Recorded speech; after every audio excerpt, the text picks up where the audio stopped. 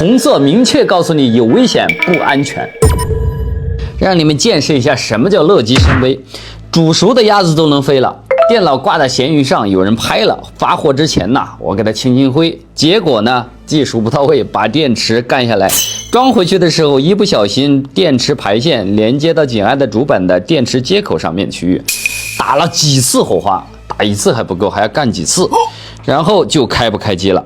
主要是笔记本能不能把它重新搞开机，那这事儿交给我了。机器型号 FX516P， 翻译过来就是天选 Air。红裤衩又来了，哎呀，死亡卡扣它没有翻车，竟然让这个电池打到主板的火花了，打到哪儿了呢？没看着哪儿有冒烟，有烧糊的地方。这里怎么还有点漏油啊？看不出来，我们就测。这挨着内存的应该是内存的，这边有个大电阻，应该是电池的。这是干啥的？这儿有一个比较低啊，19欧，400多，600多，3.58，这两个肯定有一个是35伏的。我估计这个是3.3，这个5伏呢，应该是这个短吧，大一点的电感，看一下啊，不着急。没错啊，这个就是5伏，但是这个5伏你看转换也短，而且还是一样的。其他的也测一测吧。CPU 核心不短啊，核心不短是个好消息。哎，显卡核心，显存供电。哎，完了。BIOS 第8角 3.3 的，这个也短，这应该是3.3的转换啊，这边才是系统供电的3.3，这边是转换出来的3.3，这个也短，这个短我估计1C 大概率是挂了，但这个5伏短烧了啥玩意儿呢？3伏5伏全短怎么搞？1C 在这里，这个位置进油了呀，我不烧，直接拆1C，这油是从哪儿来的吗？来，盲拆的对不对？立马不短了啊！好，3伏这边恢复了，很开心。来这边，这个就得烧了。哎，你看啊，前几短转换出来还短，而且他们两个短的一样，这个东西是不是穿了？我再盲拆一个，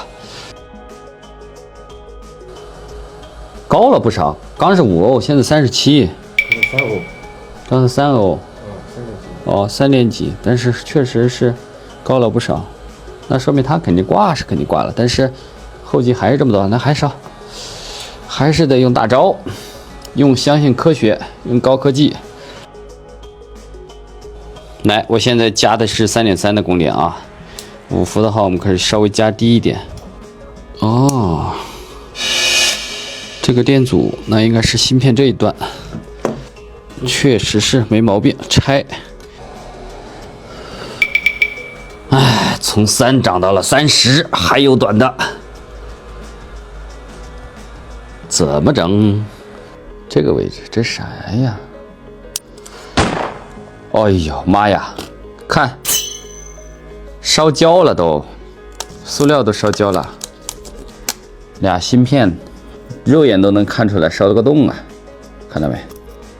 哇，这家伙难怪是火花四溅呢。确实烧的挺厉害，50还没完呢，这咋整？继续啊！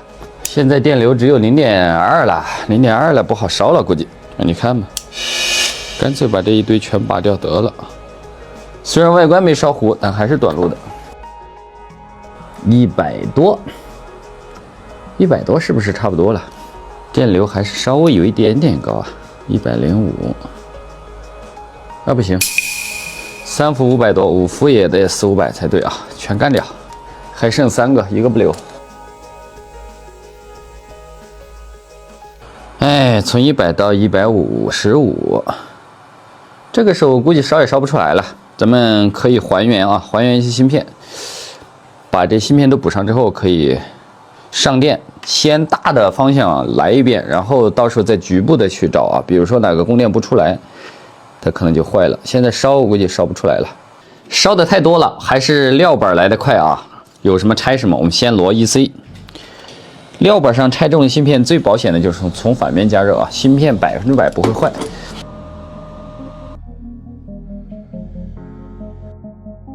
这是5个显卡的驱动芯片啊，全部干掉。还有最后一个。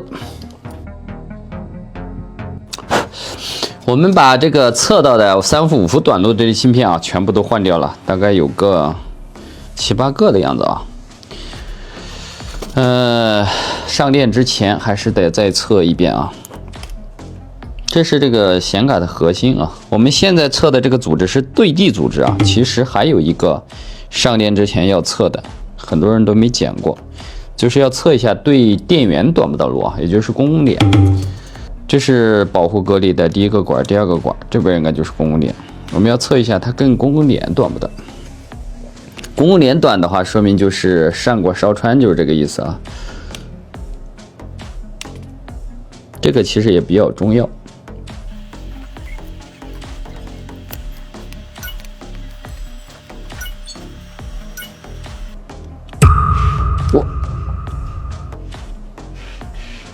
真的假的？我今天是不是乌鸦嘴呀？还真来一个对公共点短呀！这是啥呀？显卡在这边，我去，完了，这是显存了。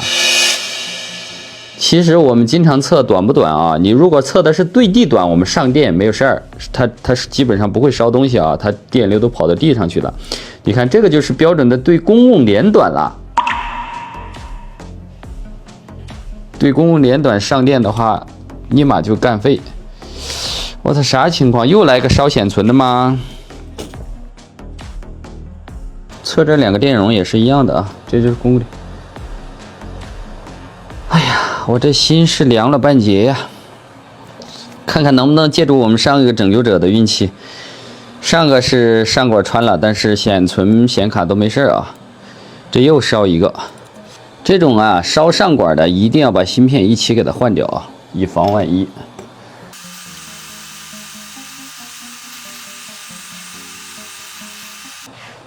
这就清个灰有这么大的杀伤力吗？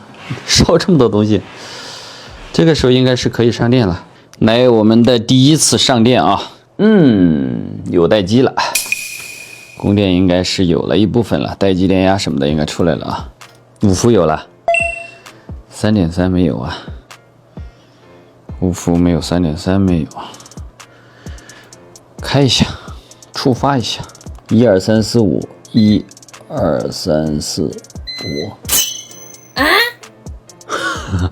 开个玩笑啊，不是所有的华硕都在这个键盘上啊，这个开机键有单独的，在这个位置，但是是哪一帧不知道，划一下就好了。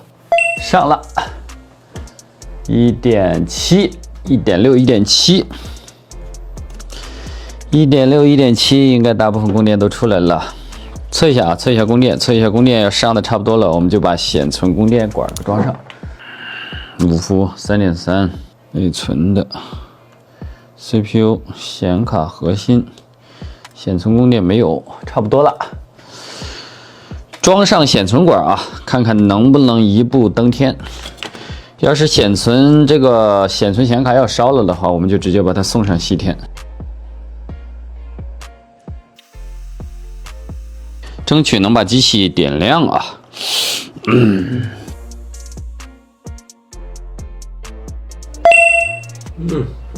亮了，哇，这个电流这么微妙的跳就亮了。完了，完了哦。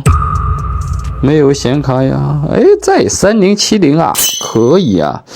BIOS 下载不代表它能正常运行。进系统，显存显卡好的概率还是有的呀，因为它的组织是正常的。现在显存这边还有40多欧的组织啊，进来了啊，又是一个没有秘密的，来吧，赶紧开讲啊！我怎么感觉它这个屏有横纹呢？完了，真完了！妈呀，一切都白费呀！这显卡怎么就没保住呢？这个就真的是白费了，这一个游戏本3070的显卡，没有显卡还有什么可搞的吗？啊，搞了10几个芯片，结果修成这个鬼样子。我们看到底换了多少个芯片？这3个一家的啊，显存供电。这6个、7个是一家的，这是显卡供电，显卡核心供电。这一个 EC， 这一个5伏转换芯片。1、2、3、4、5、6、7、8、9、10、11、12个，然后还要加显卡显存，废了。所以说我们这台机器啊，基本上应该也是白修了啊。希望唯一它有用的一点作用，就是告诫大家千万不要自己动手清灰了，后果真的很严重。我现在总算明白了华硕为什么把这款机器设计成红裤衩主板，红色明确告诉你有危险不安全。